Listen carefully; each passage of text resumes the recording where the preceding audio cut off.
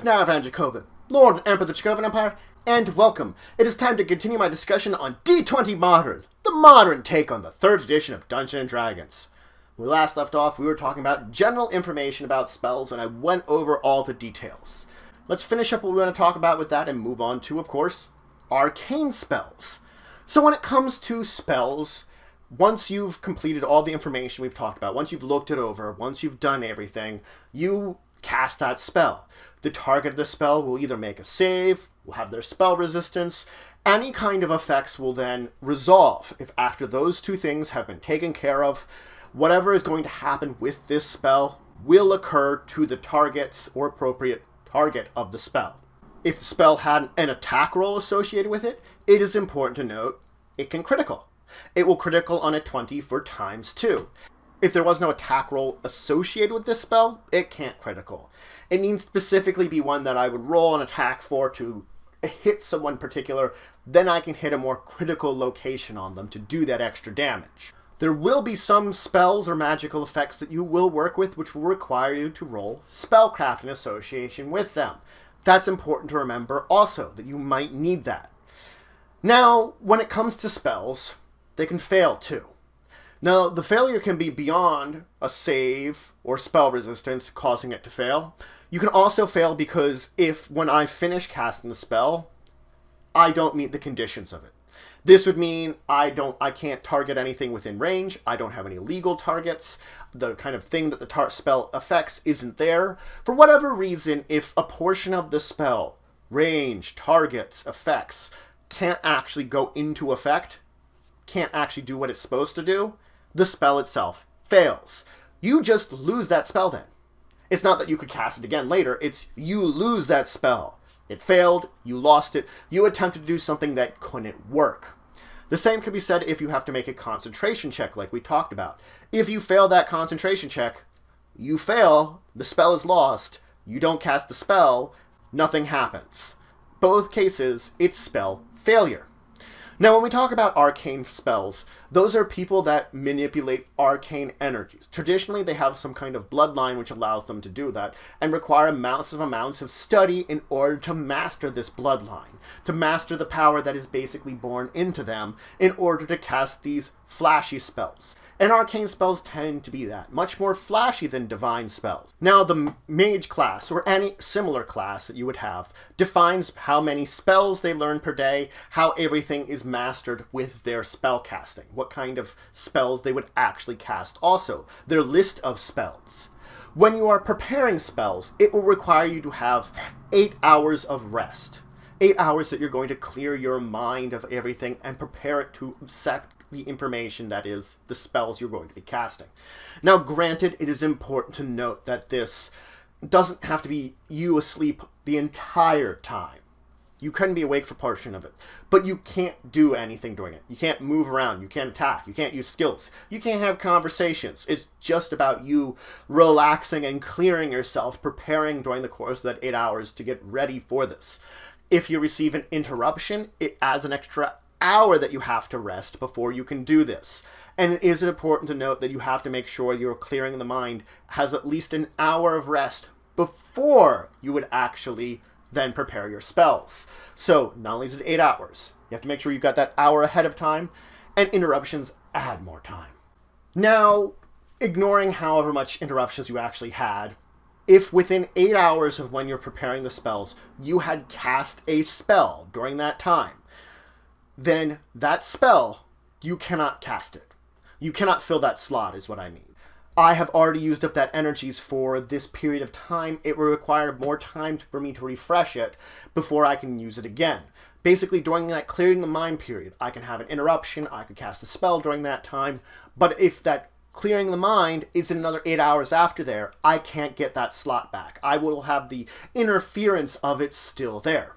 Now, when I'm actually preparing my spells, I have to be in an area that has no distractions. It's a quiet, simple place to study. Doesn't have to be anything special beyond that. It just has to be away. Inclement weather could even interrupt my ability to do this, to concentrate enough to prepare the spells. I will require my spell book in order to prepare my spells as a mage, an arcane caster. The fact is, there is only one spell I can prepare without my spellbook. Read magic, because it's intrinsically part of learning the actual spells. You have to be able to read on them, so it's something that you would have been casting a lot, and therefore it's ingrained into your mind and you can always prepare it. Otherwise, anything else you're preparing, spellbook is required. Now, this entire study process of memorizing your spells takes 1 hour. But it can take less time if you memorize proportionally less amounts of your spells. You don't have to fill all your spell slots at once. It's just that if you fill up half of them, it will take half the time. If you fill out less, it will take less time. The minimum amount of time that you can spend preparing spells, 15 minutes. That means that's the least you have to spend. You can't go below there. You could prepare one spell and take 15 minutes, but other than that, it's up to an hour for all of your spells at once. Now, when it comes to preparing spells, what you're effectively doing is taking these large amounts of information and you're casting a spell. But each spell that you're casting has a stop point in it. So I will take this spell, I will begin casting it over the course of this hour, and at a certain point in time, I stop casting it. And then that energy, the energy in the setup I've done, is retained within me. So that way, then later on, I have maybe gestures, words, something else that triggers the rest of this spell and completes the casting of it. I finish it up. I've only partially prepared the spell. Now, as I was saying, you can, throughout the day, continue to fill up your spells. If I cleared my mind, and I only spent like 15 minutes for memorizing a fourth of my spells, over the course of the day, I can do the rest of those slots. The only exceptions are, of course, spells that I've already cast, and I can't abandon a spell and relearn it during this period of time. Let me explain that a little more. At the end of my 8 hours, when I'm ready to prepare my spell, I can choose to abandon any spell that I already have memorized, that I haven't cast, and replace it with something else. At the end of that time also, though, I can also choose to retain those spells I've already cast. Retain those spells I still have memorized. I can, in fact, memorize them again, technically, because they're already in my mind, so I don't need my spell book to keep these here, or to use these as spells I have. I have them prepared in my mind, so therefore it's easy to fill up more copies of it in my slots. On the other hand, I might want to get rid of all of them. That's abandoning them, and then replacing them. In this course, during the day, I can't abandon and replace. I need that 8 hours of rest. Also, if I cast anything since my last 8 hours, I can't fill that up without the 8 hours rest. Same goes to say with those ones that were cast during that 8 hours, up until I first memorized. So you can see there's a restriction on the amount I can have. I have to wait until I get the full 8 hours to fill in anything I've used since then. Otherwise, if I had, let's say, 5 slots that I hadn't filled up originally, I can easily take the time, memorize those 5 slots. It will take the same amount of time, an hour or proportionally less, down to 15 minutes, depending on what proportion of your total slots you're filling up. So then, I'm out there. I just have to wait to finish up the spell, to finish that final completion, to cast the spell. And when you cast the spell, there is a release of energy from with you, which is technically exhausting. You can feel the energy channeling out of you and using it to cast these arcane spells, these magic spells, hitting your opponent or hitting whatever you're doing with the energy that you're releasing all at once. But that's it for today.